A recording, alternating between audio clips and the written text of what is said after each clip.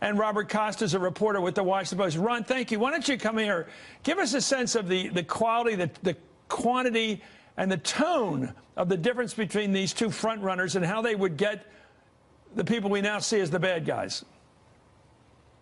Well, you essentially see with Hillary Clinton versus Donald Trump the difference between the two parties. On the one hand, you have a party that's made up of, at least nominally, of adults. This is a sophisticated, multi-level sort of plan that she's laid out here. It's essentially a neocon plan.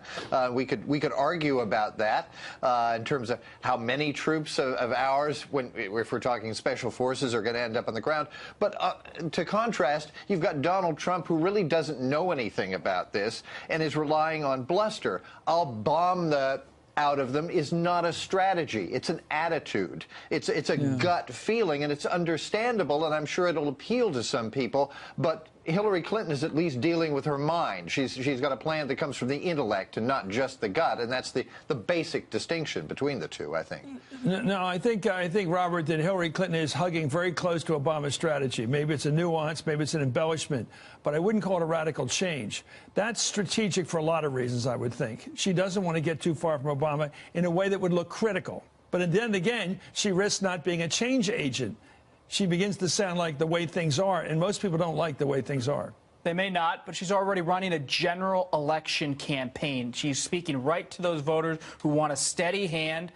The primary, in effect, when it comes to foreign policy, it's over in the way she's campaigning. So she doesn't have to match the bluster or the BS or whatever you want to call it of Donald Trump for the next 3 or 4 months, because she's going to win the nomination. Plus, as a reporter, you got to look behind the bombastic rhetoric of Trump. He's been running a non-interventionist campaign this entire time. He's been more in the Ron Paul wing. And the key line in that press conference, he said, if need be. He's not in the Lindsey Graham wing saying to have troops there now. So what is he saying? Everybody says if need be. He wants to have aggressive airstrikes. He wants to bomb the heck out of them. But when it comes to having a force over there long-term, isn't that the American nationalist experience attitude right now, Ron? People want to get talk. They really do want tough talk, but they don't want us there where we can get picked off, torn apart, and basically buried in the sand like we've been in these last wars. Well, indeed, and that's the difficulty, particularly for Hillary Clinton. And she stressed, of course, in her remarks that she wanted other people to do the heavy lifting in terms of boots on the ground. Yeah. She named, in particular, our Saudi and Turkish allies in terms of helping out in the fight, which they really haven't done so far. Ron, what's your bet on that happening, on the Saudis? I would not put any money on that happening. History would suggest that they're not going to be eager to get into this fight, and there are all sorts of reasons we could talk about that, but we don't have time. But you know, Trump's strategy of just bombing the out of them. You can bomb all you want, but you have to be able to take and hold ground. Somebody is going to have boots on the ground to take and hold ground.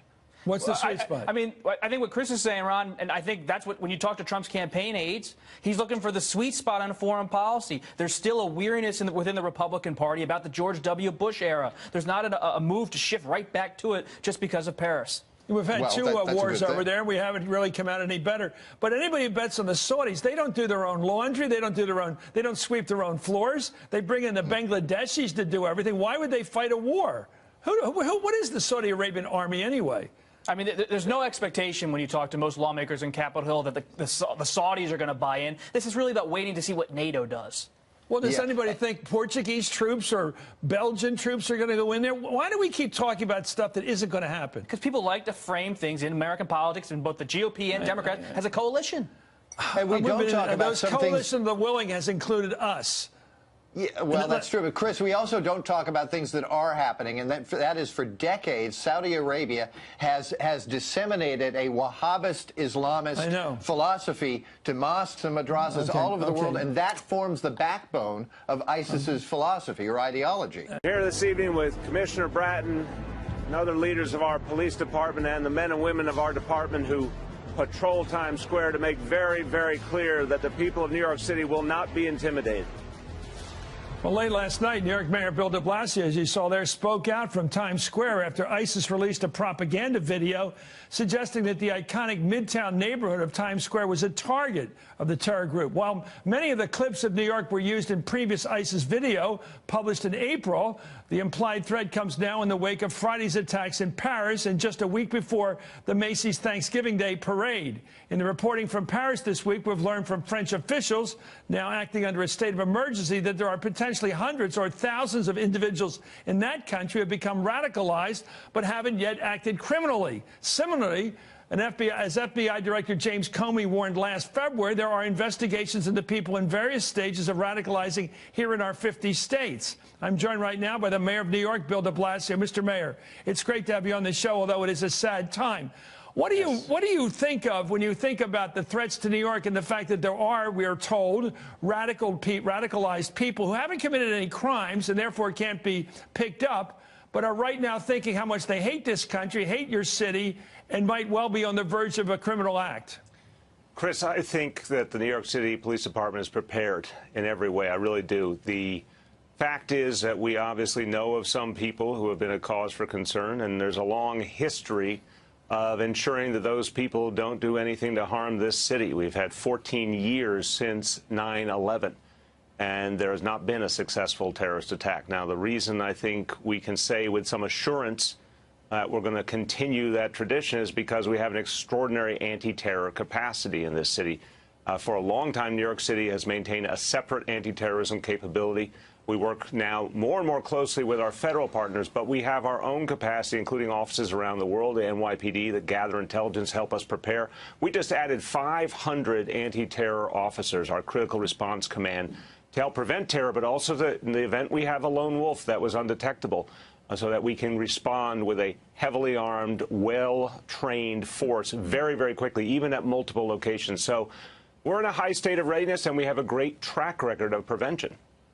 You know, years ago, John Lindsay, the mayor of New York, he was a Republican, but he said there's no Republican way to collect garbage. His argument was some things just have to be done, regardless of your ideology or party label. You're a pretty well-known progressive, sir, and I wondered is there a nuance of difference in the way you would go after this situation, or Rudy Giuliani would go after it ideologically, or is it just a question of police work? Well, I'd say a couple of things. First, I think a muscular capacity is something that probably cuts across party lines in this city. Mayor Bloomberg put together a strong anti-terror element in the New York City Police Department. I give him a lot of credit for that. We've had to add to that and build upon it because we're dealing with a new threat with ISIS and new dynamics. That's why we added 500 more officers, a lot more training and equipment, et cetera. In terms of some of the strategies we employ, look, I believe fundamentally that one of the best strategies is to draw all communities closer to our city government, to our police, so that there's actually the trust and the flow of information. That includes our Muslim community. We've worked very hard to improve our policies, to end some of the surveillance efforts that people in the Muslim community found to be an invasion of their rights, to add new elements. For example, we've added 2 school holidays, Muslim school holidays, that have been a very, very important, passionate cause of concern for the Muslim community for years. That is part of saying to the community, look, we are all together. Vast majority of Muslims in this city, in this country, are law-abiding, loyal Americans. We want them to know we're with them, they're with us in the fight against terror. Well, that gets to my point. This week, front runner, of course, the Republican side, if you look at the polls, Donald Trump of New York said he'd strongly consider, these are careful words, closing mosques as a counterterrorism measure if he was president. On Monday, I asked former New York Mayor Rudy Giuliani whether he agreed with Trump. Here's what Giuliani had to say. I don't agree you shut them down, but I do agree that you can have police in there listening to what they're doing. In fact, I'm the mayor who put the police in. Bloomberg continued, and de Blasio took them out. It saved us, I would say, two or three attacks. He's talking about putting police into mosques. Sir, where do you stand on that?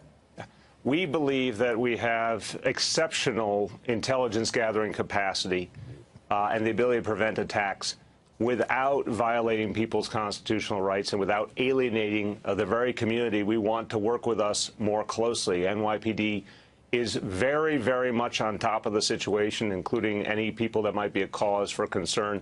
But we don't achieve that by, quote unquote, putting people in mosques. We don't achieve that with some of the other previous efforts that were very alienating to the community. We achieve it with good police work, good partnership with our federal authorities, which bluntly there wasn't enough of in the past. And now there's a seamlessness between FBI, NYPD, and other agencies. But look, let's get to the Trump quote. It is absolutely a misunderstanding of the United States Constitution and our values to say, let's think about shutting down a house of worship that goes against the founding ideals of the country. And think about, if you're a Muslim American, law-abiding, loyal citizen, think about what that sounds like. Chris, you've talked a lot about the history in this country of Catholic leaders. Obviously, we all think about what JFK went through when he ran for president. What if people were saying at any point in our history, let's close down Catholic churches because we disagree with what some cardinals are saying or what some senators were saying?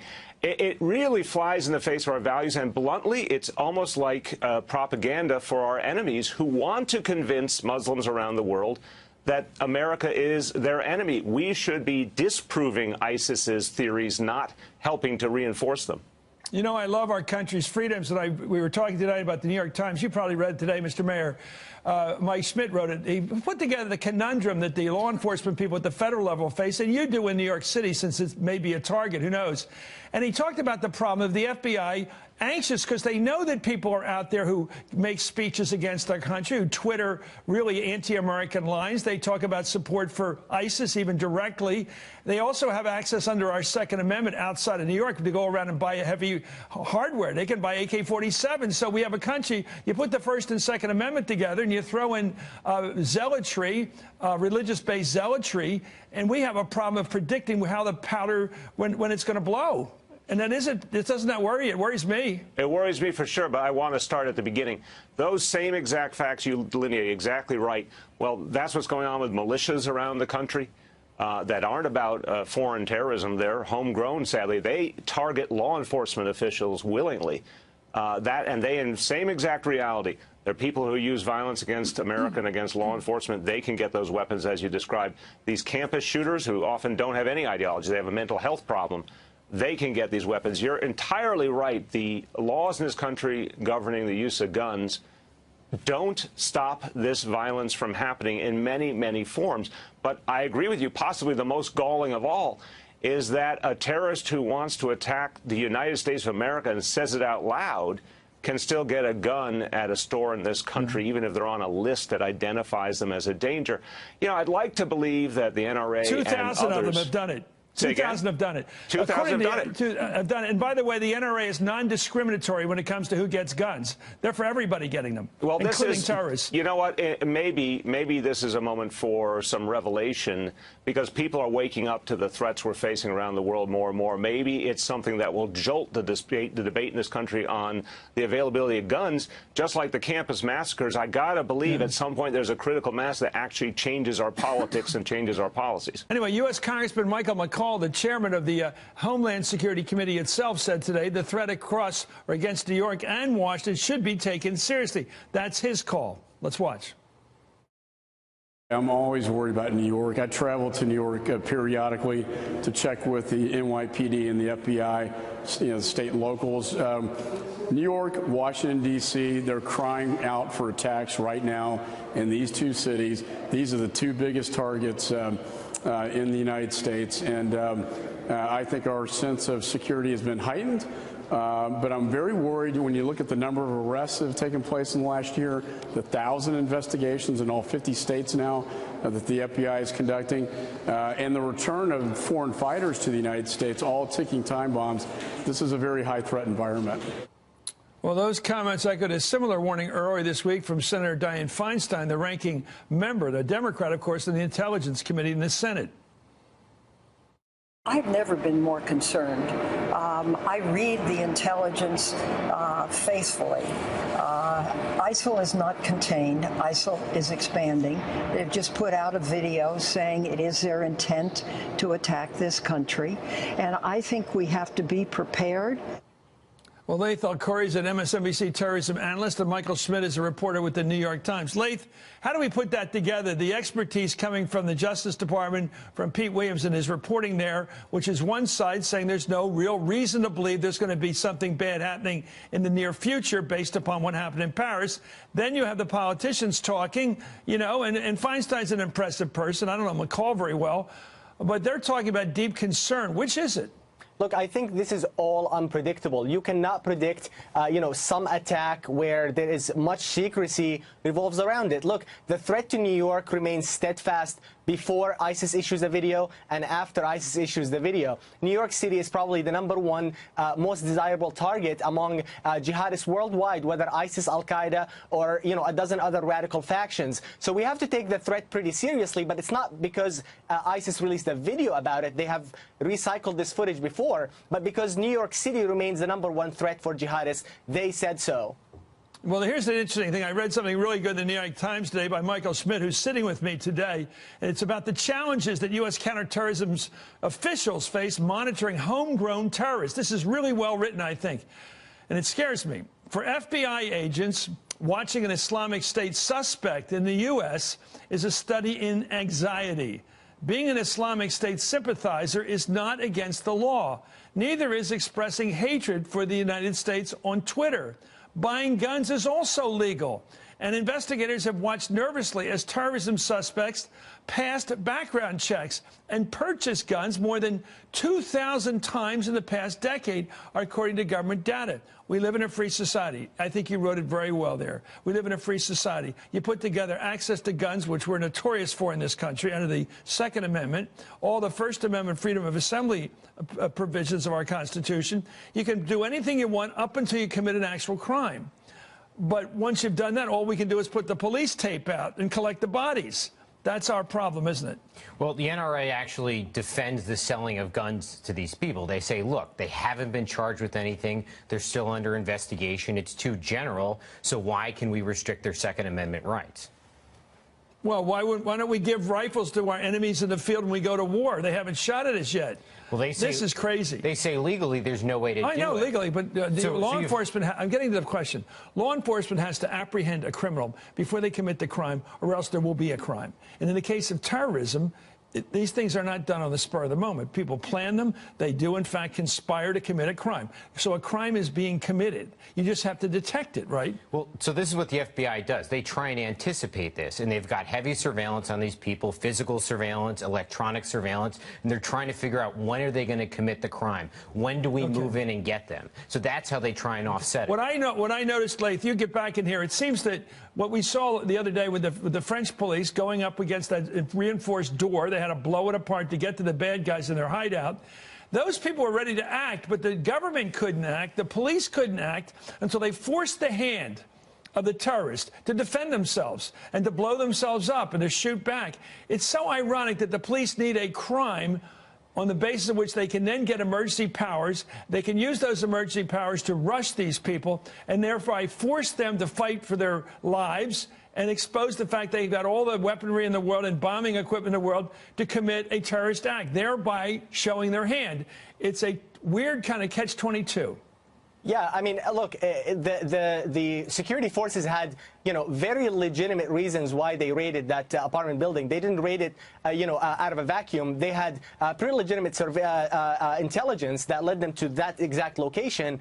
But I would add that, when we talk about surveillance and when we talk about, freedom of speech and so on, I think what the government and security forces need to be doing is that follow every single lead and then finally have some sort of targeted surveillance against a small and elite group of people in order to see if they are conspiring to commit an act of terrorism. Yeah. Otherwise, there are no leads. Well, joining me right now is U.S. Congressman Seth Moulton of Massachusetts. He's a member of the Armed Services Committee and was captain in the Marines who served 4 tours of duty in Iraq, earning the Bronze Star. Congressman Moulton voted no today on that House bill to restrict Syrian refugees. In 2007, Moulton's family actually hosted an Iraqi refugee. Congressman, tell us about Mohammed, the guy you befriended and who you trusted and brought to this country. Mohammed's amazing, and honestly, I don't know anyone who more exemplifies the American dream. He actually came to the United States on his own on a Fulbright scholarship to get his master's degree and intended to go back to his home in Iraq. But his family was persecuted when he got here. They actually had to move cities because they were so threatened by the insurgents. And so he sought asylum. And while he was seeking asylum, he lived with my parents. Now, since then, he became one of the first the first Arabic teacher at a local high school. He's become a real friend of the community, a regular speaker at Rotary Club events and everything else. The community, my hometown, embraced him, and America is better off for having him here. Someone who literally put his life on the line for our country when he was my translator in Iraq. You know, we all love when people become Americanized. We love people coming here and becoming American. I love, in fact, what Rubio talks about his grandfather teaching him American values in Spanish. How do we get people to assimilate? I mean, that's what everybody afraid they'll stay in their own community. They might be radicalized. We don't know what's going to happen. But if they become American and really do become Americans, talk like us even, we really do like it. Well, that's right. It's not like we're against foreigners if they become Americans. And it's not. It's actually not that hard. All we need to do is uphold our values and show the world that our values apply to all. And we're not going to make caveats for Muslims or Syrians or whatnot. We need to uphold the values that make us strong and are opposed to the values